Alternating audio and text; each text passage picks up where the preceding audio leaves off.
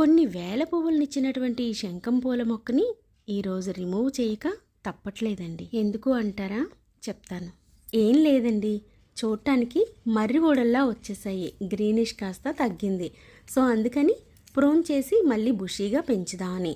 ఈ మొక్క age 4 years మీ అందరికీ తెలుసు కదా. అయితే చక్కగా ప్రూన్ చేసి గొప్పు తవ్వి మంచి ఫర్టిలైజర్ ఇచ్చామనుకోండి, మళ్ళీ బుషీగా వచ్చి ఫ్లవర్ వేజ్లా పూస్తుంది. చూస్తున్నారుగా మర్రి ఊడల్లా ఎంత స్ట్రాంగ్ ఉన్నాయో. మొత్తానికి పాదును మొత్తం రిమూవ్ చేశానండి. ఇది కంపోస్ట్ బిన్లోకి వెళ్ళిపోతుంది. అయితే ఈ మొక్కల మధ్యలో ఒక ఫ్రూట్ ప్లాంట్ పెంచుదామని ప్లాన్ ఉంది. ఎన్ని సీడ్స్ ఉన్నాయో చూస్తున్నారు కదా. కోసినన్ని పువ్వులు కొయ్యగా ఇంకా పువ్వులు ఉండిపోయేవండి.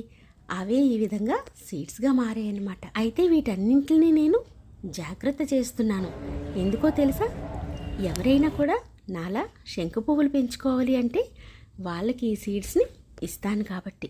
ఇవి ఎన్నెన్ని పూలు పూసేవో నా వీడియోస్ రెగ్యులర్గా చూస్తున్న వాళ్ళకైతే తెలుసు.